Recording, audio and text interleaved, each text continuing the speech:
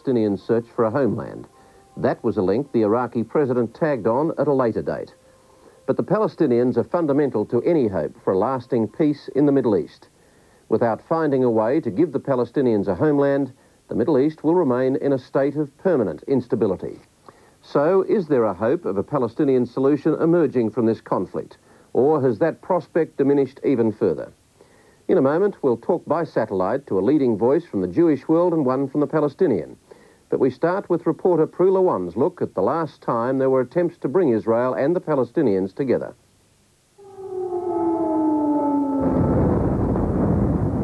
Israel isn't fighting Saddam Hussein, for as the missile attacks go unanswered, Israel is fighting the future. 1991 is Saddam Hussein's war, but it's the Arab-Israeli conflict which runs unbroken through the modern Middle East. And when the international community sits down to redraw the region, Israel can expect the Palestinian question high on the agenda. The policy of braving Iraqi scuds is already paying dividends. And I want to state here publicly how much I appreciated Israel's restraint from the outset, really from the very beginning of this crisis. Prime Minister Shamir and his government have shown great understanding for the interests of the United States. With the outbreak of the popular uprising, the Intifada, in 1987, the Israelis began to lose the public relations battle to the Palestinians.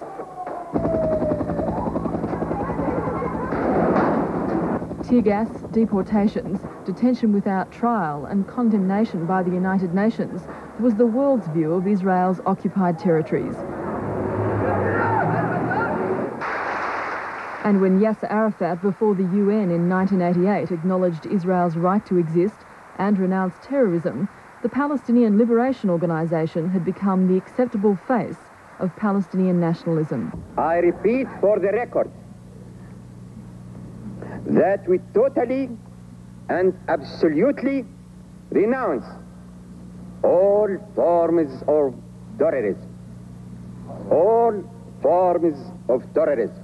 And despite Israeli protest, the US government responded immediately. The United States is prepared for a substantive dialogue with PLO representatives. The PLO's acceptance of Israel's right to exist effectively limited the debate to the West Bank and the Gaza Strip, a sea change from the movement's charter demanding the total liberation of Palestine. Under mounting pressure from the Intifada, with 1.7 million Palestinians wanting a political solution, Prime Minister Shamir presented a peace plan to Washington, but ruled out the PLO's most basic demand. We cannot lend ourselves to any steps that will result in a Palestinian state, which is a prescription not for peace but for war. What Shamir did offer was an election by which the Palestinians would choose representatives to negotiate with Israel. There would be an interim period of self-government and, after 3 years, negotiation for a final settlement which wasn't specified. The Palestinians responded with outrage at the offer of so little. Even Shamir's coalition of the conservative Likud party and more dovish Labour was split. Ariel Sharon, Shamir's right-wing rival, resigned amid accusations that Shamir had Israel on the slippery slope of talks with the PLO and territorial compromise. The single most important thing was that the political will within the government of Israel simply wasn't there to define this plan in such a way that it was a starting point for negotiations with the Palestinians. Shamir's plan left most issues unaddressed.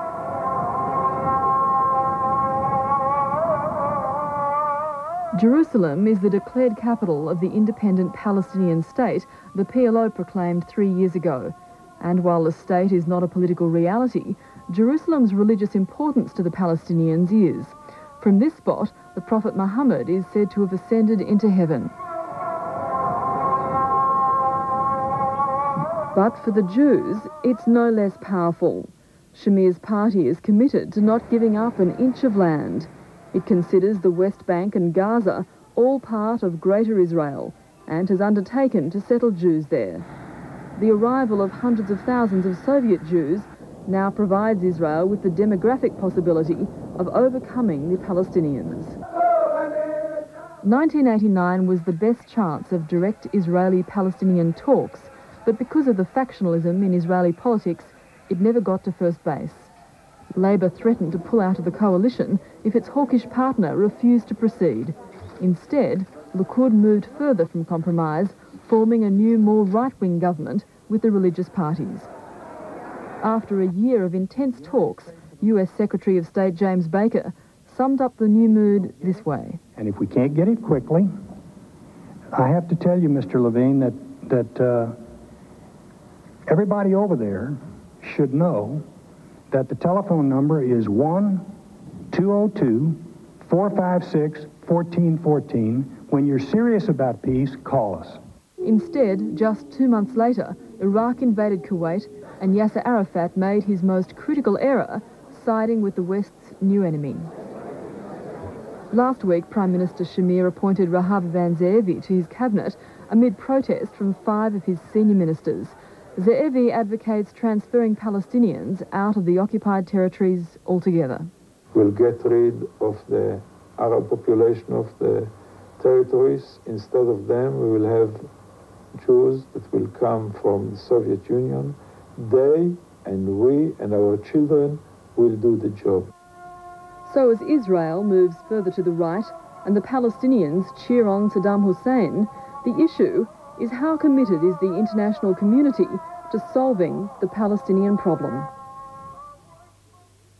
So what are the prospects for regional stability in the Middle East in the aftermath of war? Joining me from the United States are 3 guests. In Chicago is one of Palestine's most prominent voices. Ibrahim Abu-Lughod is Professor of Political Science at Northwestern University. More importantly, he's a member of the Palestinian National Council, which is the equivalent of a Palestinian parliament in exile. And the American administration has on occasions turned to Professor Abu-Lughod for advice on its attempts to get a Middle East peace settlement. In Washington, we have Douglas Feith, who is an influential supporter of Israel in America. He was a Middle East specialist working for the National Security Council during the Reagan presidency and was also a Deputy Assistant Secretary of Defense until September 1986. Today, he's a Washington attorney. In New York, we're joined by Dr. Richard Norton, Senior Research Fellow at the International Peace Academy, which has close ties to the United Nations. He has been closely involved in yet another attempt to find a peace package for the Middle East. Gentlemen, welcome to the program. Richard Norton, firstly to you, of course the deadlock that has prevailed on the Palestinian issue has not been broken by anyone thus far. How do you break it after the Gulf War?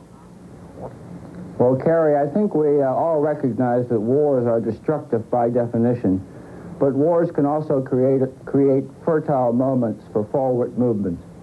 And I think that it's very possible that following the conclusion of the Gulf War, we're going to see a very creative moment. There's a growing consensus in Europe, in the Middle East, in the United States as well, that the way to go may well be in a multilateral conference, one which addresses a broad range of issues in the Middle East, including the question of the Palestinians, but not limited to the question of the Palestinians, ranging from a focus on questions of development, borders, security, and human rights and dignity. The point of the matter is that there's a need to create a creatively ambiguous structure, one in which every state of the region will have a seat, one in which every state in the region will have a stake, a negotiation which will have parallel tracks, where one track doesn't necessarily depend on the success of another. So does, So does the PLO have a place at that table? The question of Palestinian representation is one of the most difficult ones, and frankly, we don't have an answer to that at this stage. At the IPA, at the International Peace Academy, we're seriously exploring this multilateral negotiation format, but I must say, you've asked me to crack the hardest nut, which is to say the question of Palestinian representation. But surely it's obvious that surely until you crack that nut, you're not going to get to first base. That doesn't necessarily follow. I think that if we can reach agreement on an agenda which includes the question of Palestine, which includes the question of Palestinian rights, Palestinian national rights, I must say, then I think we can enjoy the potential of some forward movement. The question of Palestinian representation has to be addressed. But I'm afraid that if we begin with that, we may well deadlock what could be a constructive and positive series of negotiations. Well, presuming that you actually get this conference off the deck, what kind of issue do you start with that gives you some chance of success to keep the thing going? Well, this may be one of those moments when focusing on key security issues which affect all the states of the region is precisely the way to begin. Prime Minister Shamir of Israel has proposed several times the creation of a nuclear-free zone in the Middle East. This proposal involves a subject, which is to say weapons of mass destruction that affect all the states of the region. So that starting with this may well be the way to go. The point, Kerry, is to create momentum. The point is to create successes. And in the process, these successes will overflow to the more problematic areas. The point is to start with issues that can be resolved relatively easily and move to the more difficult issues. Okay. But not to begin with the issues which will stalemate us. Okay. Ibrahim Abu-Lughod, would the Palestinians be bloody-minded about a conference that doesn't include them? Even if that does offer up the possibility down the track of a resolution to your satisfaction? I think it's quite clear on the basis of 43 years of experience that without addressing the issue of Palestine, that is Palestinian national rights, meaning their right to independence and sovereignty on their own national homeland, their right to be represented by their own designated representative, has been at the crux of the conflict between the Palestinians and Israel. For 43 years, the solution to that question has not only eluded us, but also has contributed tremendously to the destabilization of the Middle East and has contributed to the eruption of conflict between Israel and the Arab states. Therefore, I think we recognize today that in the aftermath of this war, just as before this war erupted, in fact, there has been several important issues that must be addressed seriously by the countries of the region themselves, as well as by the United States and the United Nations. Second, there has been an international consensus on the right of the Palestinian people to self-determination, meaning their independence. The Palestinians have, in fact, declared their state, whereas the reality is that the Palestinians today are occupied in the West Bank and Gaza, and since the eruption of this war, in fact, the Palestinians in the West Bank and Gaza have been under a constant curfew. Now, the immediate issue, therefore, once this war is terminated, and hopefully it will be terminated soon with survivors from this war with dignity and so forth, that the United States, in fact, will address the issues that have eluded us thus far. And foremost is question of Palestine. Yes, now, but very briefly, what I'm asking you is this. I'm telling you. Could you see the Palestinians? The Palestine Liberation Organization is designated by the Palestinian people as their sole representative. You either address yourself to the question of Palestinian rights, which means that the right to choose their own representative, which must negotiate on their behalf, which has negotiated with everybody else, and therefore it must be part of the peacemaking process.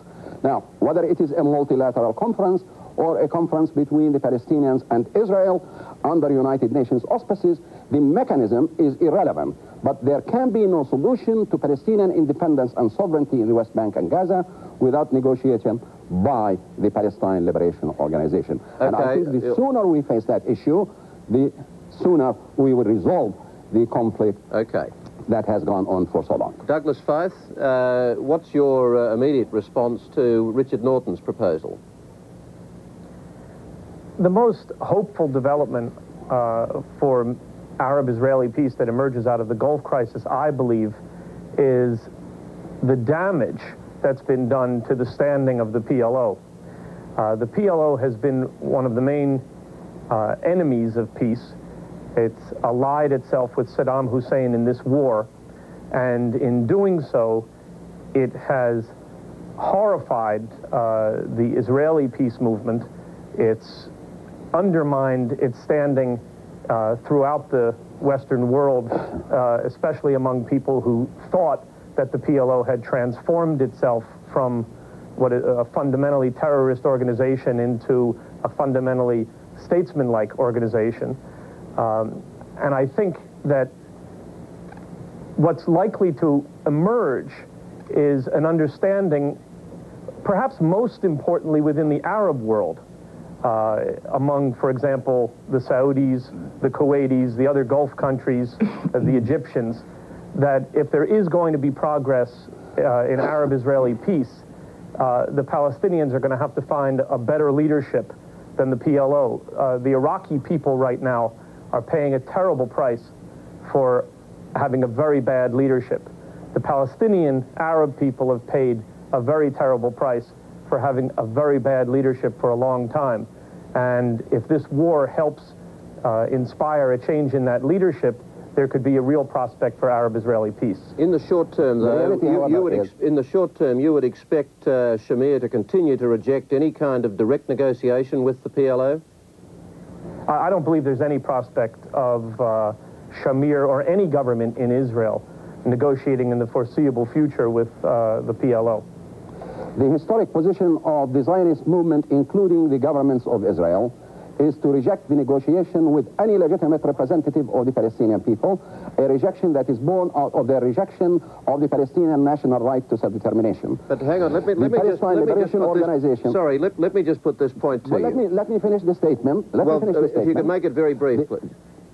Very brief. The Palestine Liberation Organization has supported and continues to support a peaceful resolution of the conflict between Iraq and Kuwait on the basis of the right of the Kuwaiti people and the Iraqi people to self-determination, on the basis of the United Nations Charter and the Charter of the League of the Arab States, within a peace conference that will uphold these principles. And therefore, the position of the Palestine Liberation Organization has been consistently for a peaceful resolution for this conflict and against a war solution as inspired by the United States. But the basic fact is that about 8 months ago, the Palestinians and the PLO seem to have actually won significant sympathy from the United States, and that is gone now as a result of Yasser Arafat's alignment with Saddam Hussein, which it would seem has been a massive propaganda disaster for the Palestinians. How do you recover from that?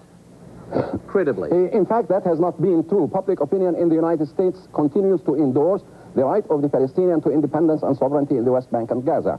In fact, the Palestinian people as a whole continue to espouse the right of both people, the Iraqi people and the Kuwaiti people, and the Palestinians continue to call for a peaceful resolution of the conflict between the Palestinians and Israel in the context of an international conference or a conference that will bring the two parties together face to face. In fact, I think there is much greater support for the Palestinians today worldwide.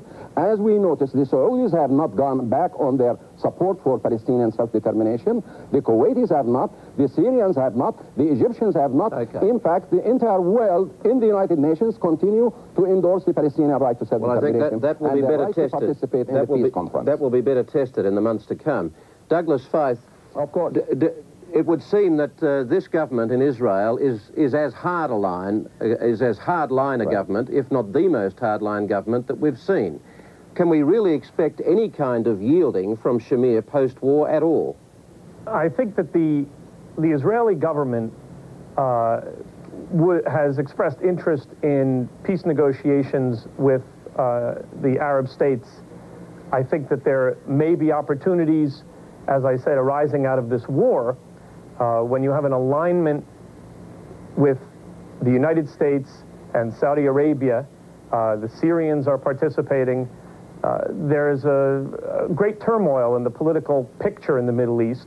Possibly out of that turmoil can come a recognition on the part of the conservative Arab states that many of Israel's most violent and fervid enemies are also the most violent and fervid enemies and the most immediate threat to regimes like that in Saudi Arabia. Aren't you basically saying that Shamir's game plan after this war will be to pursue bilateral arrangements with individual countries, basically dividing and ruling the Arab world? Well, there's no prospect of Israel dividing and ruling. But you know the strategy I'm talking about. Over 100 million people. No, but I think that the Israelis would be interested in concluding peace agreements with their neighbors in Syria or Jordan, the way they concluded a peace agreement with their neighbors in Egypt. But surely they can't be concluded without a resolution of the Palestinian conflict as well. There are the basic problem, I believe, in the Arab-Israeli context is whether there are Arab interlocutors for Israel who both desire peace and have the authority to make peace. There are only possibilities of finding such interlocutors. It's not for sure. I think that if we're going to be realistic, we have to keep our expectations quite low. But at the same time, you have to exploit whatever opportunities arise, because peace would be very desirable if it can be achieved. But you're talking about, it sounds to me that you're quite pessimistic about real stability in this region for a long time to come. Am I right? I think you are right. There is a problem with the general level of violence and in the region, the way politics is played in the region, the passionate and extremist nature of much of the politics in the region, the non-democratic nature of many of the regimes, virtually all the regimes in the region other than Israel. And you just don't have, throughout the Middle East, the kind of political circumstances, the kind of moderation, the kind of willingness to compromise, the kind of commitment to restraint, limited government, and moderate ambitions with respect to Israel that would give one a lot of hope that there can be a peaceful resolution achieved in the near future. I think it's important to point out that Israel must withdraw from Syrian territory that it has been occupying for over 20 years, and it must also withdraw from southern Lebanon. And on the basis of therefore the acceptance of Resolution 242 that was passed by the United Nations Security Council, then clearly it will find the parties that will make peace with it, because the prerequisite for peace is clearly the cessation of Israel's domination and control of its neighbors, including the West Bank and the Gaza Strip and Jerusalem. So there are parties to that peace, and they are available. They are all bound by the United Nations Security Council Resolution 242, and they are prepared to attend an international peace conference. I think the challenge of the moment is for the United States to take the initiative and convene that international conference. Okay, now we're just about out of time, but Richard Norton, you're the peacemaker in the middle. What do you make of the discussion we've just heard? To me, it sounds quite pessimistic. Well, Kerry, I think we've just heard a sample of just how difficult the negotiations are likely to be. And I think we've also heard a compelling case for not starting with the hardest issue. There's no question that the question of Palestine must be on the negotiating agenda, that the fate of the Palestinians and their quest for a nation state must be addressed. But what I've just heard over the past few minutes leaves me even more convinced that the point is to start in easier areas, to start in areas where we're more likely to find success. Moreover, I think it's completely unrealistic to expect that Israel will unilaterally withdraw from territories it occupies. There must be a process of negotiations, and indeed the Arab states must collaborate, if you will, to bring Israel into those negotiations. We're not going to have the sort of concessions that Professor Abu-Lughod is demanding. Oh, I said there must be a negotiated process which will see the withdrawal of Israel from the occupied territories. And we are about to lose the satellite, so we are going to have to leave it there. Richard Norton in New York, Doug Feith in Washington, and Ibrahim Abu-Lughod in Chicago. Thank you all very much for participating.